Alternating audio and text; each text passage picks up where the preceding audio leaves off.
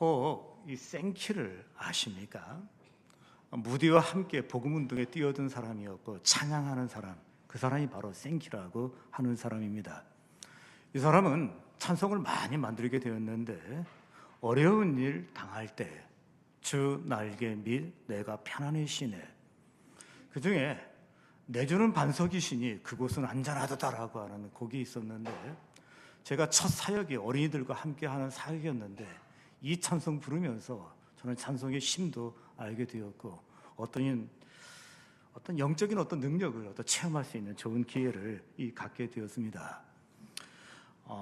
생키는 이 무디의 권유로 말미암아 복음 전도단에 참여하게 됩니다. 무디가 어느 날 이 전도 집회를 하고 있는데 누가 찬양을 합니다. 너무 은혜가 되는 것이었습니다. 그래 함께 동참해서 일을 하자고 이야기했을 때 그때 흔쾌히 그가 수락을 했다고 합니다. 무디는 설교가 굉장히 쉽습니다. 그리고 질서가 없었다라고 그렇게 얘기를 합니다. 그런데 이 생키라고 하는 사람은 감미로운 찬양을 갖고 있었기 때문에 이 두 사람의 조화로 말미암아 수많은 사람들이 집회에서 은혜를 받고 그리고 또 예수를 영접하게 되었다, 그렇게 얘기를 합니다. 근데 여러분, 이 생키의 전 직업이 세리인 거 아셨습니까? 이 사람은 전 직업이 바로 이 세리였습니다. 세관에서 일을 하고 있었습니다. 근데 여러분, 순간적으로 머릿수가 바로 마태라는 사람을 떠올리게 될 겁니다. 오늘 이 본문에 등장하는 마태가 있습니다. 그 역시 직업이 세리였다라고 되어 있습니다. 어떤 의미에서 예수님의 제자들 가운데 특별한 직업을 갖고 있었다라고 그렇게 이야기할 수 있습니다. 오늘은 2026년 종료주일입니다. 오늘 이 종료주일을 맞이하여서 우리 함께 이 마태라는 사람을 한번 주목해 볼 수 있기를 바랍니다. 그렇다면 마태, 그는 누구인가요? 첫 번째, 부름받기 어려운 신분의 사람입니다. 여기 구절을 보십시오. 예수께서 그곳을 떠나 지나가시다가 마태라 하는 사람이 세관에 앉은 것을 보시고, 분명히 세관에 앉아 있었습니다. 나를 따르라 하시니 일어나 따르니라. 본문에 마태가 등장합니다. 예수의 제자로 부름받게 되는데 놀랍게도 그의 직업이 세리였다라고 되어 있습니다. 이때 다른 제자들에게 마태를 제자로 뽑으려고 하는데 너희들 생각이 어떠냐라고 물으면 안 됩니다, 절대 안 됩니다라고 그렇게 이야기했을 것입니다. 뿐만 아니라 유대인들을 모아놓고서 여기 세리를 갖다 예수의 제자로 뽑으려고 한다라고 이야기했을 때 그때 찬반을 묻게 되면 반대가 제가 보기에는 아마 100%였으리라고 저는 생각을 합니다. 많은 사람들이 세리를 싫어하고 있습니다. 오늘 이 본문에 같은 내용을 담고 있는 마가복음 2장을 보게 되면 그가 알페오의 아들이었다라고 언급되어 있고 그의 원래 이름이 레위였다라고 그렇게 되어 있습니다. 아마 동네에서 레위라고 불리면서 성장하다가 예수 그리스도를 만난 다음에 그가 이름을 바꾸게 되는데 마태라고 바꿨는데 마태의 뜻은 하나님의 선물이라고 하는 그런 의미를 가지고 있습니다. 그는 자기 소유에 큰 집이 있었다라고 되어 있습니다. 한마디로 부유했다라고 이야기할 수 있습니다. 그가 일하고 있던 것은 가버나움이라고 되어 있는데 가버나움은 북쪽에 있습니다. 근데 위쪽에 있는 사람들이 예루살렘에 가려거나 아니면 그 당시에 거대한 나라라고 할 수 있는 이집트에 가려면 이 바로 가버나움이라고 하는 것을 통과해야만 합니다. 그렇기 때문에 사람들이 붐볐으리라고 저는 생각을 합니다. 그리고 몹시 바빴으리라고 저는 생각을 하고 있습니다. 이 당시 유대인들이 이곳에 살고 있습니다. 모든 사람을 세 종류로 나눌 수 있습니다. 먼저 유대인들 가운데 첫 번째 부류는 로마에 저항하는 사람들이라고 얘기할 수 있는데 한마디로 독립을 위해서 뛰어다니는 사람이라고 이야기할 수 있습니다. 마카비 가문이 있고 그 후예들이 있습니다. 우리가 독립해야 된다, 그리고 우리가 벗어나야 된다라고 하면서 무장 운동을 하는 사람들이 이 자리에 있었는데 그 중에 일부가 열심당원으로 여기에 남아있는 걸 볼 수 있습니다. 한 부류가 있습니다. 그 다음 부류의 사람은 평범한 사람이었고 다수였다라고 이야기할 수 있는데, 아니 우리처럼 조그만 나라가 어떻게 로마에서 독립을 한단 말인가, 이건 말도 안 되고 씨가 마를 것이다. 그러니까 그냥 로마를 그냥 생각을 하고서 그냥 살아가자라고 이야기하는데 현실주의자라고 그렇게 이야기할 수 있습니다. 이들은 독립운동을 위해서 애쓰지도 않습니다. 그렇다고 로마를 싫어하지도 않습니다. 그냥 평범한 보통 사람으로 살자 하는 사람들입니다. 마지막에 부류가 또 하나가 있는데 세 번째 부류라고 얘기할 수 있는데 이분들은 요 시기야말로 내 신분을 상승할 수 있는 기회라고 이야기하면서 로마에 적극적으로 협조하는 사람들이라고 말할 수 있습니다. 세리가 여기에 해당됩니다. 내가 세리라고 이야기하는 것은 개인의 적극적인 선택이었다라고 그렇게 말할 수 있습니다. 이들이 세리가 돈을 얻었습니다. 세금을 걷었습니다. 헤롯 왕에게도 전달되었고 궁극적으로는 로마로 넘어갔으리라고 저는 생각을 합니다. 이 당시 유대인들 가운데 로마에 부역하는 사람들은 많습니다. 로마는 생각보다 굉장히 열린 사회입니다. 능력이 있고 힘이 있으면 이 사람은 관리가 될 수 있고 승진할 수 있고 기회를 갖는다라고 그렇게 이야기할 수 있는데 유대의 지역에 왔기 때문에 유대인들 가운데 관리를 뽑아서 통치를 합니다. 물론 총독만 뺐고 나머지는 다 그냥 유대 관리로 생각하시면 됩니다. 그러니까 경찰 가운데도 유대인이 있습니다. 그리고 또 선생님들 가운데서도 유대인이 있습니다.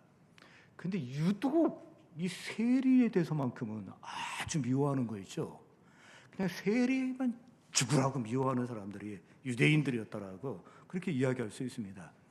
왜라고 생각했을 때 이유는 간단합니다. 내 주머니 털어가니까 실제적이었다라고 이야기할 수 있고 뿐만 아니라 가까이 접했기 때문이라고 얘기할 수 있는데 세금은 민감합니다. 이 조선시대를 본다든지 그리고 명청이라고 하는 중국을 보더라도요. 농민이 폭동이 일어났을 때 하나입니다. 그건 뭐냐면 세금. 기근이 들고 홍수가 들었을 때 중앙정부부터 돈이 필요합니다. 근데 백성은 더 힘들어요. 근데 중앙정부에서 계속 세금을 걷어오라고 이야기하니까 그때 이렇게 사나 저렇게 사나 하면서 들고 일어나게 되는데 그래서 폭동이 많이 일어나는 걸 볼 수 있습니다. 특히 이 당시 사람들이 더 미움을 받을 이유가 있습니다. 특별히 세리들이 미움받은 이유가 있는데 이들은 처음 세리로 나갈 때부터 자기 속에서가 열심히 걷어가지고 로마에 많이 내겠습니다. 그게 기회예요, 기회. 처음부터 그렇게 자기 속에서를 썼고 그리고 이렇게 해가지고서 그가 세리가 되고 관리가 되었다라고 이야기할 수 있습니다. 그러니까 가혹하게 거둘 수밖에 없습니다. 또 이들이 미움받았던 이유가 있습니다. 이들에게는 특혜와 특권이 있습니다. 로마에게 세금을 낼 뿐만 아니라 걷어서 줄 뿐만 아니라 자기도 가질 수 있는 권한과 특권이 있다라고 그렇게 이야기할 수 있습니다. 그러다 보니까 모든 백성들은 그냥 그대로인데 이들만 잘 살아요. 그리고 부자가 돼요. 그러니까 너무 싫은 거예요, 사람들이. 그래서 미워했다라고 그렇게 이야기할 수 있습니다. 이 관리 가운데 세리 가운데 자기에게 특혜가 있고 특권이 있는데 이 특권과 특혜를 갖다 백성들을 위해서 양보한다 있을 수 없습니다. 이거를 위해서 이가 세리가 됐기 때문에 점점 부자가 됩니다. 더 나가서 세 번째로 또 뭐겠습니까? 이들을 그렇게 해서 결국에는 무엇입니까? 로마에 유익을 끼치게 돼요. 그래서 백성들이 싫어했다라고 되어 있습니다. 혐오했다는 표현이 더 맞을 것입니다. 세리들은 할 수 없었습니다. 자기들끼리 친구가 될 수밖에 없었습니다. 해당에 가는 게 금지되었습니다. 그래서 해당에도 못 갑니다. 뿐만 아니라 재판정의 증인으로서도 세리는 끼어줄 줄 아네요. 그래서 재판정의 법원의 증인 역할도 하지 못합니다. 뿐만 아니라 정통 유대인들은 절대로 세리를 갖다가 사위로 삼지 않습니다. 그래서 그런지 삭개오도 부인 얘기가 없어요. 엄청난 부자였으면 부인이 있어야 되는데 부인 얘기가 없어요. 애 얘기도 없어요. 마태도 부인 얘기가 없습니다. 그리고 애 얘기도 없어요. 그러니까 아마 결혼도 못해서 호레비로 살았는지 노총각인지 하여튼 건 잘 모르겠습니다. 여러분 한마디로 이 사람은 혐오의 대상이었다라고 이야기할 수 있습니다. 맞습니다. 마태 누구입니까? 부름받기 어려운 신분의 사람입니다. 절대 다수가 그를 싫어합니다. 절대 다수가 매우 싫어합니다. 마태는 이 사실을 잘 알고 있었던 것 같습니다. 자기가 부름받기 어려운 사람이었다는 것, 불가능했다는 것을 이야기하기 위해서 그런 기회가 있을 때마다 예수님의 제자가 됐다는 것에 대해서 언급할 때마다 자기 직업으로 언급을 해요. 마태복음 10장 2절 3절 한번 보십시오. 12사도의 이름은 이러하니 베드로라 하는 시몬을 비롯하여 그의 형제 안드레와 세베대의 아들 야고보와 그의 형제 요한, 빌립과 바돌로메, 도마와 세리, 마태 이렇게 되어 있죠. 마태는 12제자를 소개하면서 직업에 대해서 언급하지 않습니다. 베드로의 직업은 어부입니다. 근데 어부 베드로라는 말을 쓰지 않습니다. 근데 자기 얘기할 때는 꼭 이름을 붙이는, 직업을 붙이는데 세리, 마태라고 이렇게 되어 있습니다. 이 표현을 지금식으로 이해하려면 마야광, 마태 이렇게 생각하시면 돼요. 그거를 굳이 쓰고 있습니다. 밝히지 않은 것을 밝히고 있습니다. 소문 날 필요도 없는데 소문을 내고 있습니다. 왜 이렇게 부끄러운 자기 직업을 이야기합니까? 그 이유는 간단합니다. 나는 제자가 될 자격이 없음에도 불구하고 예수님께서 뽑아주셨다는 거예요. 그것을 이야기하기 위해서 그는 자기 직업을 이야기하는데 세리 마태라고 그렇게 이야기하고 있습니다. 어떤 의미에서 이 말은 짧은 세리 마태라고 하는 이 단어는 바울의 이런 고백하고 비슷합니다. 그러나 나의 나된 것은 하나님의 은혜이니라. 나의 나된 것은 하나님의 은혜라는 이 표현을 마태는 간단하게 설명했는데 세리 마태라고 표기한 것입니다. 오늘 이 자리에 오신 사랑하는 성도 여러분, 꼭 잊지 마십시오. 나의 나된 것, 우리가 여기에 있는 것, 하나님의 은혜인 것 꼭 기억하시길 바랍니다. 더 나아가서 이 세리 마태라고 하는 사람이 12제자의 이름에 기록되어 있습니다. 그 명부에 들어가 있습니다. 그는 굉장히 이 사실에 놀랐을 것입니다. 흥분했을 것입니다. 마찬가지로 여러분의 이름이 생명책에 기록됐다는 거 꼭 기억하시기 바랍니다. 어느 날 여러분의 인생이 끝나게 되고 죽게 되었을 때 그 생명책에 당신의 이름이 있는 그것을 확인하는 그 순간 당신은 흥분할 것입니다. 그리고 감격할 것입니다.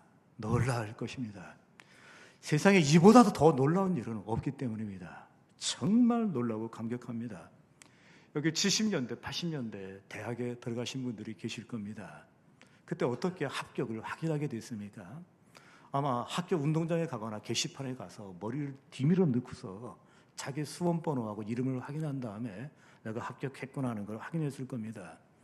그때 합격한 것을 확인한 다음에 발을 구르는 사람도 있었고 소리를 지르는 사람도 있고 심지어 엄마하고 함께 와서 우는 사람도 저는 봤습니다. 굉장히 큰 감동입니다. 제가 결혼 후에 강도사 고시라는 걸 봤습니다. 어려운 시험은 아닙니다. 근데 고약하게도 뒤에 30%는 무조건 낙방을 시켜요. 이 고약하죠. 여기에 끼면은 낙방인 겁니다. 근데 제가 신혼이었는데 걱정거리는 뭐냐면 떨어지면 얼마나 창피합니까? 그래서 열심히 공부했던 그런 기억이 있고, 그 다음에 시험을 마치고 돌아온 다음에 궁금한 거예요. 물론 제가 떨어졌다고 해서 이혼당하지는 않습니다. 그렇다 하더라도 너무 신혼인데 창피한 거이죠. 그 궁금하던 차인데 발표하는 날 너무 더 웃기는 건 합격자 명단을 발표하기 전에 기독교 신문사에 명단을 줘요. 내일 보도해달라고. 그러니까 신문사의 기자를 알고 있으면 알 수 있는 거예요. 여기 그러신 분들 많이 계시죠? 학교 다닐 때도 그런 게 있어요. 그래서 전화를 해봤더니 붙었다고 연락이 확인이 된 거예요. 그래서 그때 제가 편안한 마음으로 저희 집사람에게 교만한 눈으로 쳐다보면서 걱정하지 마 이렇게 얘기했던 그런 기억이 있습니다. 근데 여러분, 이거는 아무것도 아닙니다. 그 다음에 그것이 아무것도 아닙니다. 당신은 생명이 끝나는 그 순간에 그 생명책에 눈이 갈 것입니다. 그 많은 명부가 있었을 때 거기에 내 이름이 있는가 막 훑을 것입니다. 그리고 그 속에 내 이름이 있다는 것을 확인되는 그 순간 당신은 흥분할 것입니다. 그리고 뛸 것입니다. 그리고 감격하게 될 것입니다. 책에 기록된 모든 자가 구원을 얻을 것이라. 그 이름이 생명책에 있느니라. 마태, 그는 누구입니까? 이 부름받기 어려운 신분의 사람입니다. 두 번째, 마태는 누구입니까? 이 복잡한 계산보다 단순한 결단의 사람입니다. 이게 구절을 보십시오. 예수께서 그곳을 떠나 지나가시다가 마테라 하는 사람이 세관에 앉아 있는 것을 보시고 이르시되 나를 따르라 하시니 일어나 따르니라. 여기 나를 따르라 하시니라면서 예수님이 말씀하십니다. 그랬더니 마태가 따랐다라고 되어 있는데 이 인터벌이 얼마나 될까요? 1시간? 하루? 2박 3일? 아닙니다. 그 즉시입니다. 나를 따르라. 놀라운 어떤 명령이라고 얘기할 수 있는데 여기에 예수님의 설명이 없습니다. 설득도 없습니다. 그리고 어떤 조건을 전혀 얘기하지 않았다는 것. 마태는 지금까지 있죠. 모든 계산에서 계산이 나오지 않으면 움직이지 않는 사람이 마태입니다. 그는 세리였습니다. 꼼꼼하게 살펴봤습니다. 나에게 이익이 되는가 이익이 되지 않는가. 그의 생에 한 번도 그런 적이 없는데 오늘만큼은 이제 그냥 거의 스프링 튀어나오듯이 뛰어나가는 것을 볼 수 있습니다. 여러분 무엇이 보입니까? 그는 정말 복잡한 이해보다 단순한 결단의 사람입니다. 그는 로마 치하에서 조상님의 말씀대로 믿을 수 있는 건 현금이다. 그 돈을 모으는데 열심을 낸 사람입니다. 세리가 되기 위해서 열심히 공부했습니다. 적어도 3개 국어를 해야만이 세리가 될 수 있습니다. 세리가 된 다음에 열심히 일했습니다. 그리고 열심히 노력하고 애쓰는 가운데 좋은 결과도 많이 얻었습니다. 그다음 수모도 있었습니다. 조롱도 있었습니다. 꿋꿋하게 참았습니다. 그 이유는 하나입니다. 돈 때문이었습니다. 꿋꿋하게 참아냈습니다. 이제 목적을 이뤘으니까 만족해야 됩니다. 이제 뿌듯해야 됩니다. 행복해야 됩니다. 근데 이게 웬일입니까? 세리에게 있는 공통적인 증후군이 나타난 거예요. 삭개오에게 있었던 증후군이 있습니다.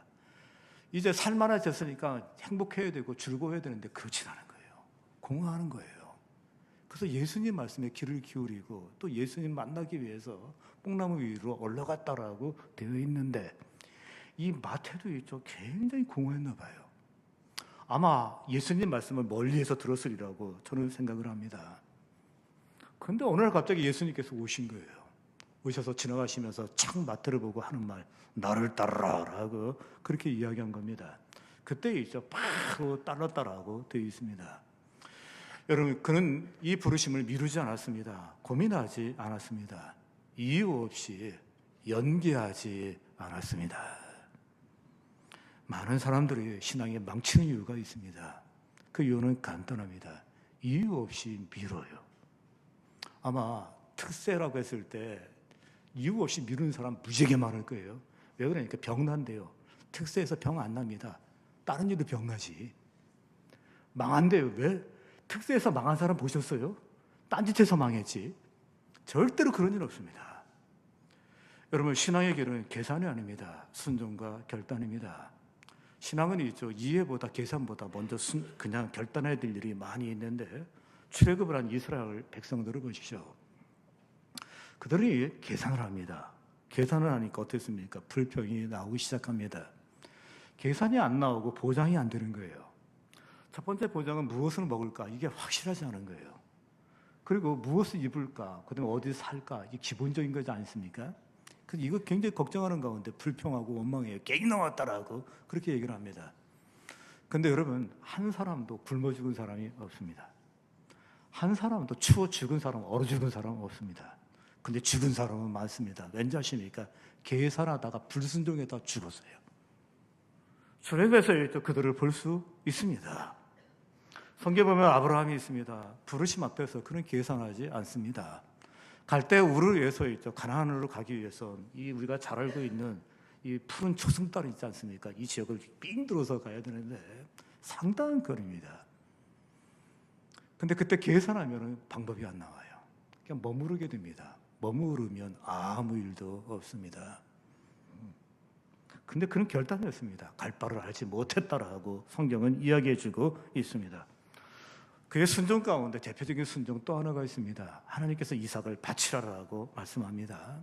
그때 그 명령을 들은 다음에 아침 일찍 떠났습니다. 그리고 종들과 떠난 다음에 니들은 여기 있어라. 말릴 것 같으니까 니스라고 그곳에 올라가게 되었습니다. 그리고 순종하게 되었을 때 그때 그는 하나님을 경험합니다. 여호와 이레의 하나님. 우리가 여호와 이레 여호와를 외치고 이레를 외치고 있지만 진짜 여호와 이레가 나의 여호와의 이레가 되신 분은 몇이 있으십니까? 없다면 하나입니다. 우리가 순종하지 않기 때문입니다. 결단하지 않기 때문입니다. 순종하면 하나님을 경험합니다. 결단하면 하나님을 체험하게 됩니다. 여호와 이레의 경험을 합니다. 여호와 니시를 경험합니다. 여호와 라파 치료하시는 하나님을 경험할 수 있는 거 여러분 믿으시기 바랍니다. 그들이 홍해 앞에 서게 되었을 때 그들은 계산하지 않습니다. 들어가고 했을 때 들어갔습니다. 그때 하나님을 체험합니다. 여호수아가 여리고성을 치게 되었을 때도 마찬가지입니다. 계산으로는 안 나옵니다. 그런데 순종하게 되었을 때 무너지는 것을 체험할 수 있습니다. 우리가 자꾸 계산만 하면 그 신앙이 무슨 신앙이면 짝짝이 신앙이라고 이야기할 수 있습니다. 그리고 신앙이 우스운 신앙이라고 얘기할 수 있는데 계산만 하고 갈등하고 움직이지 않기 때문입니다. 미국의 40대 대통령이 레이건입니다. 엄마 아버지를 따라서 어렸을 때 구두를 맞추러 갔대요.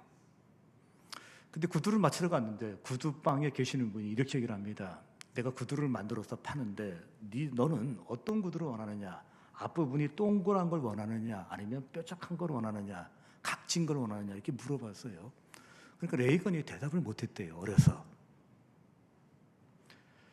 다시 며칠 지난 다음에 다시 갔습니다. 그때 또 물어보더래요. 너는 둥그런 구두, 앞부분이 둥그런 구두를 원하느냐? 아니면 각진 걸 원하느냐라고 물었는데 대답을 안 했답니다. 못했답니다.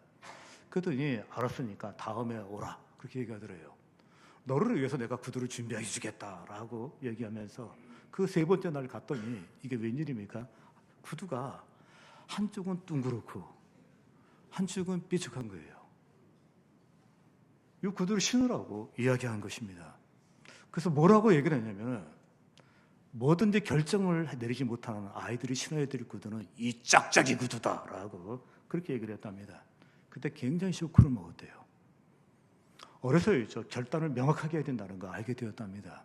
그 후부터 결단을 너무 잘해가지고 대통령 됐습니다. 자기가 대통령 된 것은 결단해야 될 때 결단했기 때문이라고 그렇게 이야기를 했습니다. 근데 여러분 믿음의 실패도 동일합니다. 결단할 때 결단하지 못하는 신앙이 있습니다. 대신 계산만 하는 신앙이 있습니다. 결국 아무 일도 일어나지 않습니다. 아무 일도 일어나지 않으면 그건 좋은 일입니다. 다행입니다. 그것이 아니라 계속 계산만 하고 그리고 그 자리에 있게 되면 결국 잘못된 결론을 얻게 될 것입니다. 잘못된 선택지에 있게 된다는 것입니다. 다윗을 보십시오. 그는 나서야 될 때 결단을 했습니다. 그리고 여호와의 이름으로 나가게 됩니다. 많은 사람들이 얘기합니다. 무슨 일을 하려면 능력이 있어야 된다고 그리고 실력이 있어야 된다고 그렇게 얘기하고 있습니다. 아닙니다. 믿음은 능력을 얘기하지 않습니다. 우리의 능력, 우리의 실력을 이야기하지 않습니다. 우리가 믿고 결단하고 순종하게 될 때 하나님이 개입하는 거 믿으시길 바랍니다. 그리고 하나님의 능력으로 우리는 살아갑니다. 그리고 하나님의 실력으로 살아갑니다. 믿음으로는 내 실력으로 사는 것이 아닙니다. 내 능력으로 사는 것이 아닙니다. 하나님의 능력으로 사는 것이 믿음으로 사는 것입니다. 우리가 믿음으로 결단하게 될 때 하나님 개입하십니다. 말씀에 의지하여 내가 그물을 내리이다. 그때 하나님 개입하십니다. 그리하면 내 길을 지도하시리라. 그분이 분명히 개입하십니다. 마태 누구입니까? 복잡한 계산보다 단순한 결단의 사람입니다. 세 번째 마태, 그는 누구입니까? 은혜를 경험하고 나눈 사람입니다. 여기 10절을 보십시오. 예수께서 마태의 집에서 앉아 음식을 잡수실 때 많은 세리와 죄인들이 와서 예수와 그의 제자들과 함께 앉았더니 여러분 무엇이 보입니까? 제 눈에는 나눔이 보입니다. 그럼 음식도 나눕니다. 마음도 나눕니다. 진짜 그가 나누고 싶었던 것은 은혜를 나누기를 원했습니다. 그래서 그는 이웃을 초청합니다. 그리고 직장 동료를 초청합니다. 이 집이 꽤 컸나 봐요. 세리들도 있었고 많은 사람이 있었고 큰 잔치라고 되어 있고 예수님의 제자가 12명이에요. 이 12명만 들어와도 집이 꽉 찰 수 있는 그런 상황입니다. 먼저 그런 일이죠. 성별식을 했습니다. 나 이제 세관에 못 나갑니다. 너희들 못 만난다. 이제 예수님을 따르게 됐다. 성별식에는 뭐가 있어야 됩니까? 음식이 있어야 됩니다. 그래서 음식을 많이 차렸습니다. 그때 친구들을 불렀습니다. 그리고 동료들을 불렀습니다. 음식 차렸다. 마지막 성별식 한다. 성별식 한다 그러니까 사람들이 많이 모였는데 친구들도 다 모여들게 되었습니다. 성경을 보시게 되면 선지자로 부름받을 때 잔치하는 사람이 있었죠. 엘리사가 그래요. 엘리야의 부름을 받은 다음에 뭐 했습니까? 자기가 키우던 소 잡아가지고 삶았다 이렇게 되어 있어. 구워주지는 않고 삶았다 이렇게 되어 있어서 삶은 다음에 사람들을 먹였다 이렇게 되어 있습니다. 아마 기쁨의 시간이고 영광의 시간이었기 때문에 잔치를 열었으리라고 저는 생각을 합니다. 오늘 마태가 잔치를 열었습니다. 그 이유는 무엇입니까? 하나입니다. 내가 받은 은혜를 나누기를 원했습니다. 내가 만난 예수를 그들도 만나게 하기를 원했습니다. 그래야 예수님을 모시게 되었고 제자들을 모시게 되었고 그리고 친구들을 다 모은 것을 볼 수 있습니다. 다음 주가 4월 5일입니다. 초청 주일입니다. 바라고 원하기는 이 4월 5일이 다음 주 부활주일이 내가 받은 은혜를 나누는 주일이 되기를 주의 이름으로 기원합니다. 뿐만 아니라 내가 만난 예수를 또 나눌 수 있기를 바랍니다. 그동안 내가 만났던 많은 사람들 가운데 내가 옛날에 예수 믿었지만 부모님이 예수 잘 믿고 있지만 나는 안 믿었다고 하는 사람들 그분들 다 드리고 와야 돼요. 예수님의 자리에 있죠. 거기 세리가 있었습니다. 죄인들이 있었습니다. 의외의 인물들이 있었다는 거예요. 다음 주에는 우리가 보기에도 매일 보는 사람이 아니라 의외의 인물이 있기를 주의 이름으로 기원합니다. 꼭 함께 오십시오. 그리고 함께 예배를 드리십시오. 마태가 그렇게 은혜를 나누고 있기 때문입니다. 그뿐만 아니라 마태는 진짜 은혜를 나눌 줄 아는 사람이었습니다. 왠지 아십니까? 그가 마태복음을 기록하게 됩니다. 세리가 가지고 있는 습성이 하나 있습니다. 메모하는 실력이에요. 기록하는 실력입니다. 그리고 세리가 가지고 있는 특기가 하나 있습니다. 더 나아가서 분류를 잘해요. 그리고 또 종합도 하는 능력이 있다라고 얘기할 수 있는데 마태복음을 보시게 되면 마태는 상당히 이 정리를 잘하는 걸 볼 수 있습니다. 먼저 여러분 그런 족보에 대해서 14대 해갖고 세 개로 나눔으로 말미암아 마태복음 족보는 눈에 쑥 들어와요. 오 이렇게 됐구나 하면서 예수님까지 그냥 쫙 나가는 걸 볼 수 있습니다. 정리의 달인이기 때문입니다. 뿐만 아니라 그런 일이 있죠.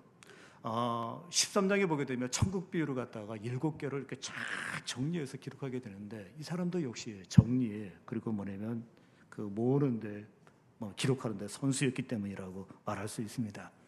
그가 뭘 했습니까? 나눈 것입니다. 그래서 지금까지 그가 나눠진 그 은혜로 말미암아 또 기록으로 말미암아 저도 역시 이 은혜에 동참할 수 있는 은혜를 갖게 된 것입니다. 이 자리에 오신 사랑하는 성도 여러분, 마태처럼 내가 받은 은혜를 나눌 수 있기를 바랍니다. 내가 만난 예수를 나눌 수 있기를 기원합니다. 내가 경험한 은혜 아낌없이 다 나눠줄 수 있는 우리 하림교회 모든 성도님 되시길 다시 한번 주의 이름으로 기원합니다. 기도하겠습니다.